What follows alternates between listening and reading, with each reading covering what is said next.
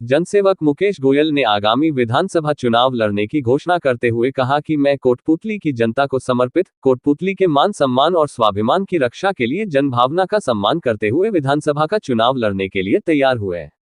स्थानीय RTM hotel में कोटपुतली के नगर एवं ग्रामीण अंचल से आए हुए सैकड़ों कार्यकर्ताओं की मौजूदगी में मुकेश गोयल ने आह्वान किया कि स्थानीय विधानसभा क्षेत्र की आम जनभावना का सम्मान करते हुए कोटपुतली के हितों के लिए मैं कोई भी बलिदान देने एवं कोटपुतली के मान सम्मान और स्वाभिमान को बचाने के लिए अपना सब कुछ कुर्बान करते हुए विधानसभा चुनाव लड़ने को तैयार है।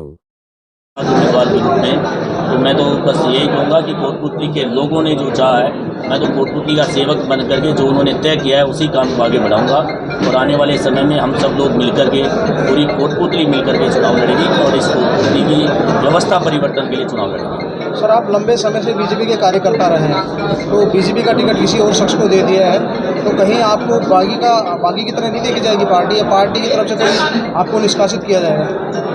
देखिए, पूर्व में सभी कार्यकर्ताओं ने इस्तीफे दिए हैं और पार्टी ने यह निर्णय किया है, तो मेरी पार्टी में एक बार बड़े नेता का फ़ोन भी आया, मैंने अपनी बात रखी। मैंने कहा कि जो निर्णय हुआ है उस निर्णय के विरोध में हम पार्टी के किसी भी कार्यकर्ता को टिकट मिलता तो हम सब लोग एक साथ थे, एकजुट थे।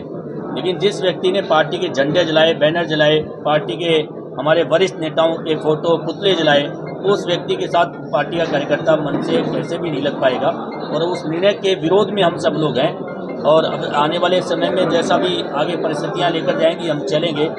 पंडित दीनदयाल उपाध्याय भारतीय जनता पार्टी के संस्थापक भी रहे, विचारक भी रहे। पंडित दीनदयाल उपाध्याय जी के विचार को लेकर हम आगे बढ़े हैं और पंडित दीनदयाल उपाध्याय जी ने भी अपनी चुनावी डायरी में लिखा कि जब कोई अच्छा राजनीतिक दल भी किसी गलत व्यक्ति को टिकट दे देता है या पार्टी से गलत निर्णय हो जाता है तो जनता को और मतदाता को और पार्टी के कार्यकर्ताओं को उस निर्णय को बदल देना चाहिए।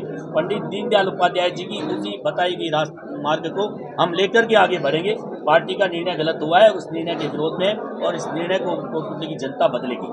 सर, वायदे में आप जीतते हैं चुनाव और अगर आपको भाजपा वापस से शामिल करना चाहे तो क्या पार्टी में दोबारा जाएंगे? देखिए, चुनाव जब कोई व्यक्ति निर्दलीय लड़ता है तो अपने क्षेत्र का विकास सबसे पहला कर्तव्य होता है। कोटपुतली की जनता की राय और क्षेत्र के विकास के लिए जो अच्छा होगा वो करेंगे। जैसे कोटपुतली का इतिहास रहा है कि यहाँ पार्टियों से ज़्यादा मंत्रियों का दबदबा रहा है, उसको लेकर क्या कहना चाहिए? देखिए, पार्टियों ने कोटपुतली की उपेक्षा की है। हम सदैव राजनीतिक दलों ने सदैव कोटपुतली को 200वें नंबर पर रखा है, चाहे वह कांग्रेस हो चाहे बीजेपी हो।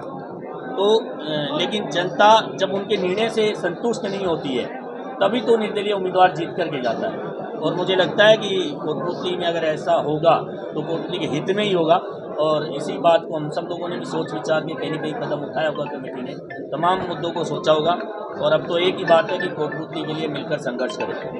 लेकिन निश्चित रूप से आपको बाकी की परिभाषा दी जाएगी, लेकिन भारतीय जनता पार्टी जिस तरीके से बात करके दीनदयाल उपाध्याय की आपने बात की, जो फर्ज बिछाते हैं, जो पन्ना प्रमुख तक लेकर के काम करते हैं, संगठन को आगे बढ़ाने का भी काम करते हैं, उस विचारधारा के साथ भाजपा आगे बढ़ती थी। लेकिन इस तरह के कार्यकर्ता का अगर टिकट काटा जाए तो कार्यकर्ताओं पर क्या बीतेगी, क्या करें? देखिए, हर व्यक्ति अपने परिवार को सबसे पहले बचाना चाहता है। जब भी कोई विपदा आती है, भले ही उस व्यक्ति के ऊपर कितनी आँच आए, चाहे मुकेश गोयल को बागी कह दिया जाए, मुझे कोई परवाह नहीं है, लेकिन कोटपुतली मेरा परिवार है, इसे बचाने की प्राथमिक जिम्मेदारी है। मैं कोटपुतली के हितों के लिए सबसे पहले रहूंगा और बाकी पार्टी चाहे उसमें कुछ भी निर्णय करे, कोई दिक्कत नहीं। यानी आप खुले रूप से आज चुनाव लड़ने का ऐलान कर रहे हैं? जी, सब लोगों ने किया है, मुझे अकेले ने नहीं, कोटपुतली के लोगों ने मिलकर ये ऐलान किया है। ये कोटपुतली के लोग तमाम 36 कौम के 36 बिरादरी के वरिष्ठ जन सब लोग मिलकर के चुनाव लड़ेंगे। मीडिया वार्ता के दौरान जनता को संदेश देना चाहिए? आने वाला जो समय है पूर्ण रूप से कोटपुतली के भाग्य का फैसला करने वाला समय।